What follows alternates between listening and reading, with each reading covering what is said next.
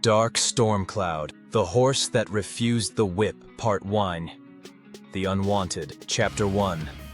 Born under thunder, the storm arrived before the horse did. It came rolling across the low fields in sheets of slate and silver, wind bending the hedgerows until they hissed like things alive. The old stable doors rattled in their frames. Somewhere beyond the paddocks, thunder cracked, not loud at first, but close enough to vibrate through bone and timber. Caleb Rourke would later say that storms always felt like decisions being made without asking permission. But on that night, he was nowhere near the place where Dark Stormcloud entered the world. The stud farm sat at the edge of relevance, the kind that still smelled of damp straw and rusted nails, where the ledger books were older than the tractors, and hope arrived only once a season. The mare, a dark bay with tired eyes, was restless long before the first contraction. She paced, hooves scraping, breath short and sharp, ears flicking toward every sound the storm carried. The men were impatient. "Get on with it," one muttered, though there was nothing to get on with. Birth did not accelerate for irritation. Rain hammered the tin roof. Lightning flared white against the stall walls. When the foal finally came, it did so in silence. Not the expected thrash and panic, but a slow, deliberate slide into the straw, slick and steaming in the cold air. For a moment, no one spoke. The foal lay still, too still. Then his chest shuddered. Once. Again. His legs drew in, not wildly, but carefully, as if testing the idea of movement before committing to it. His ears flattened at the thunderclap that followed, not in fear exactly, but in alertness. The whites of his eyes did not show. He did not scream. He breathed. The mare lowered her head and nudged him, softly. The foal responded, not by scrambling to stand as instinct demanded, but by turning his head toward her voice. He paused there, nose pressed into her shoulder, rainwater dripping from the gaps in the roof and pattering against his back. Outside, thunder rolled again, closer now. The foal did not flinch. He listened. Years later, Ethan Vale would watch the grainy security footage of that night, pulled from an old server during an investigation no one wanted to authorize, and notice something no one else had bothered to look for. Not the storm, not the men, the timing. The exact moment the thunder hit versus the moment the foal moved. It was off, not delayed, not startled, simply unconcerned. Ethan leaned back in his chair, hands steepled, eyes bloodshot from hours of numbers that refused to reconcile. He had learned long ago that anomalies did not announce themselves. They hid inside the mundane, wearing the costume of coincidence. "This one's different," he murmured to the empty room. He had said that before. It had cost him everything. Back then, no one named the foal anything poetic. He was catalogued, logged, assigned a provisional number that would later be crossed out and rewritten twice due to clerical error. His coat was noted as unusually dark, almost black in certain light, with a sheen that caught the eye and refused to let go. A storm-born novelty, someone joked. The name came weeks later, almost lazily. Dark Stormcloud. It was meant to be clever, temporary, a placeholder until something better came along. Nothing did. From the beginning, he startled people, not by what he did, but by what he didn't. He didn't bolt when gates clanged shut, didn't panic at sudden movement, didn't respond to shouting with submission or fear. He responded to tone. Footsteps mattered. The way hands approached mattered. The rhythm of breath mattered. The first time a stable hand slapped his flank to move him forward, the reaction was immediate and contained. The colt stiffened, muscles locked. Not in defiance, not in rage, simply in refusal. The hand came again, harder. The colt stepped sideways, eyes wide now, nostrils flaring, heart rate spiking beneath the skin like a trapped bird. It took 3 men to move him after that. They blamed stubbornness, then stupidity, then weakness. No one thought to blame themselves. Caleb Rourke learned early that bodies kept score. He learned it from his own. The weight room mirrors never lied. Neither did the bruises that bloomed across his ribs in colors he pretended not to notice. His breath had learned caution. His hands had learned restraint. In a world that prized domination, Caleb had discovered, quietly, disastrously, that force always came with interest. That lesson had already ended his career once. But he did not know that yet. At the time Dark Stormcloud was being broken in, Caleb was still winning minor races, still carrying the faint, foolish belief that talent mattered more than compliance. He rode hard, yes, but never cruel. He kept his whip light. He spoke to his mounts under his breath, nonsense phrases, steady rhythms, as if the sound itself mattered. Trainers noticed. They did not like it. Too soft, they said. Doesn't finish, doesn't push. Caleb finished second a lot. Second was invisible.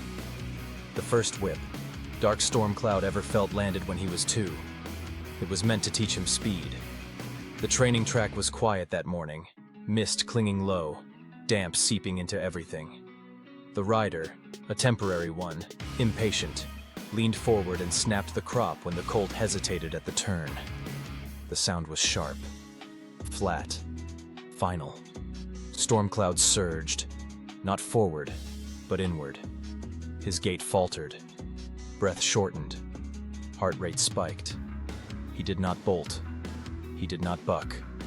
He simply slowed, muscles trembling under the sudden instruction to obey through pain.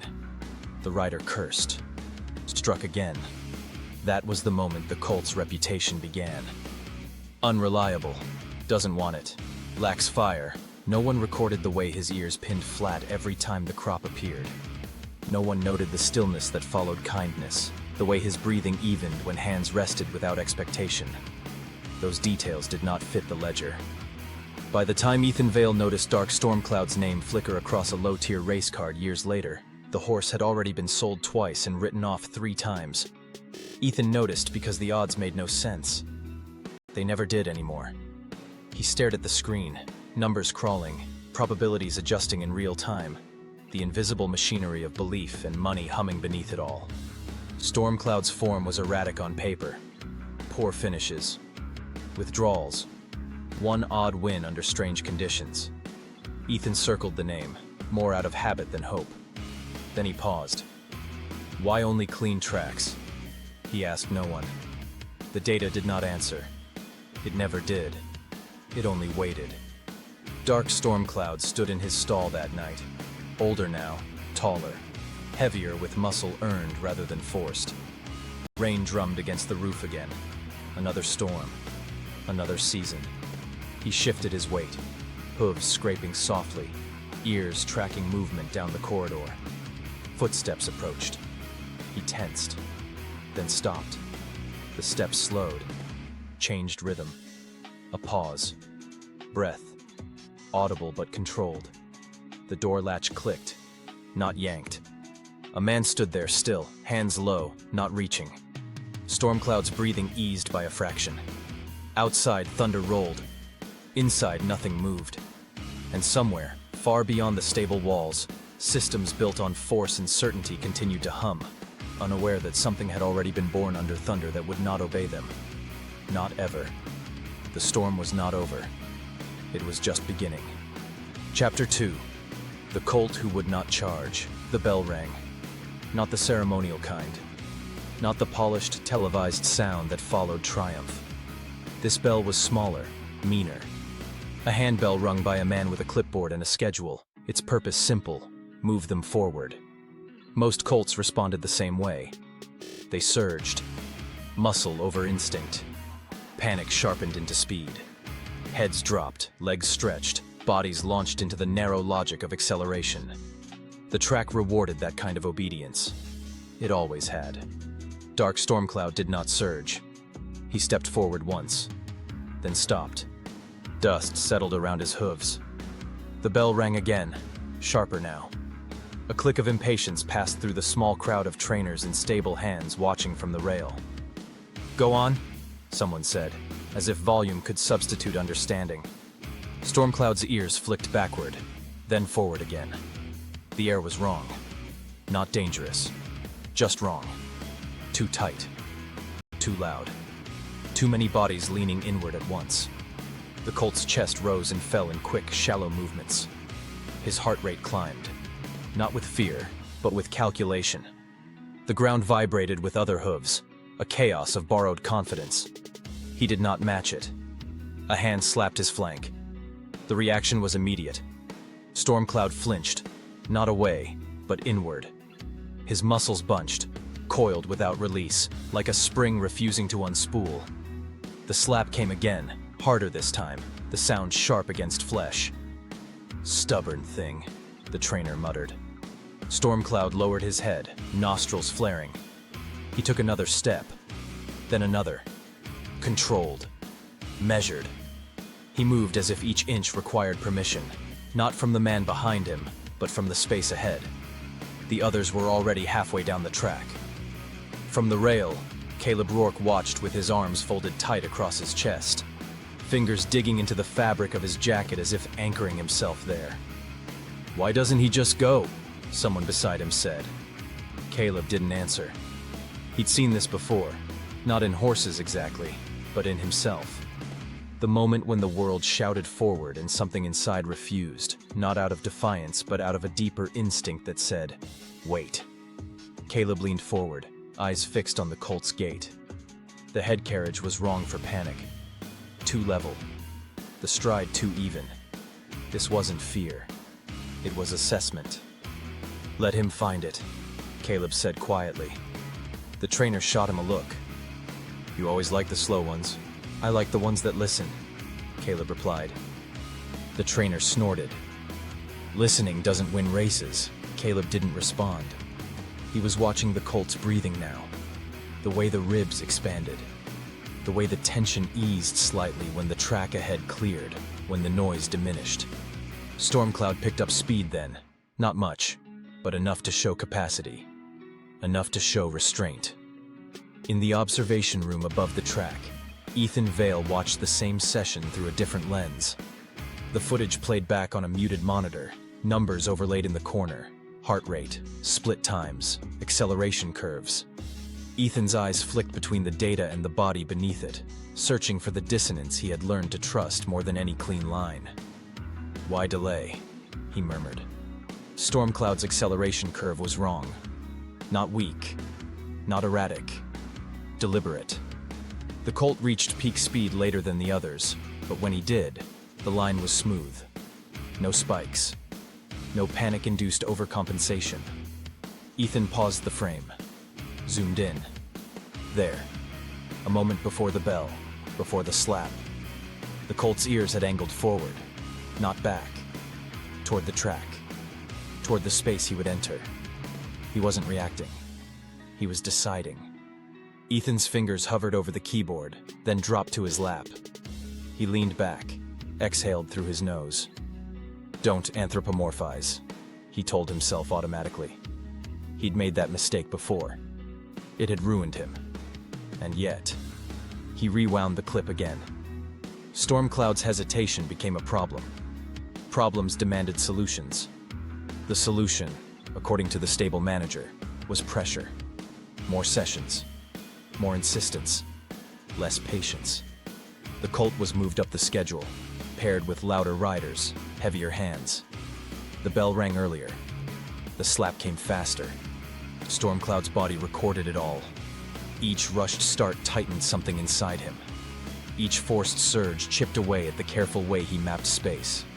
His heart rate climbed sooner now, anticipation curdling into tension. He began to sweat before the bell even rang. Still, he did not bolt. That, more than anything, infuriated them. "He's lazy," one man said. "He doesn't want it," another added. "He needs fire," a third concluded. Fire was easy to apply. Caleb was assigned to the colt 3 weeks later, a minor decision in a long list of compromises. He had been riding less desirable mounts for months now, his reputation trailing him like a bad smell. This was supposed to be another nothing job. A leg up. A formality. He approached Stormcloud's stall slowly, conscious of his own breathing. The colt lifted his head, ears alert, body angled away but not retreating.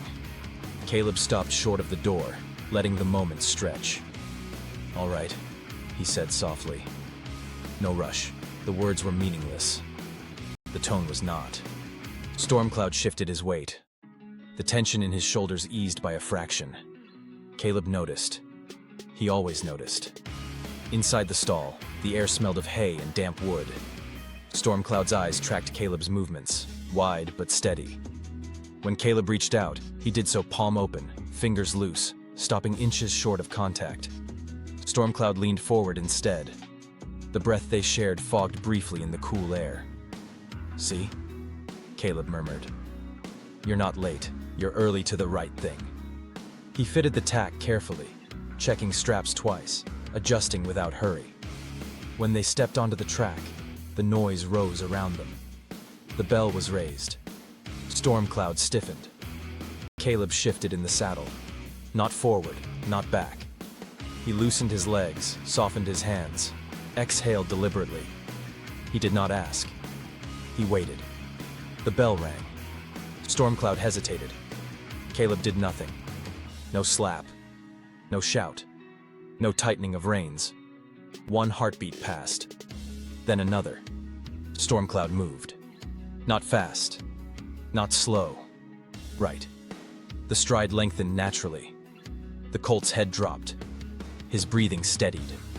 He accelerated into space rather than fleeing it, each step a negotiation rather than a command. Caleb felt it immediately, the difference between propulsion and permission. Behind them, someone swore. Ahead of them, the track opened. Ethan replayed that session 4 times. The data confirmed what his eyes already knew. Heart rate stable. Acceleration curve clean. No panic spikes. No stress markers. He pulled up previous runs. Overlaid them. The difference was not speed. It was timing. Stormcloud did not hesitate because he was weak. He hesitated because he was precise. Ethan closed his eyes, a familiar pressure building behind them.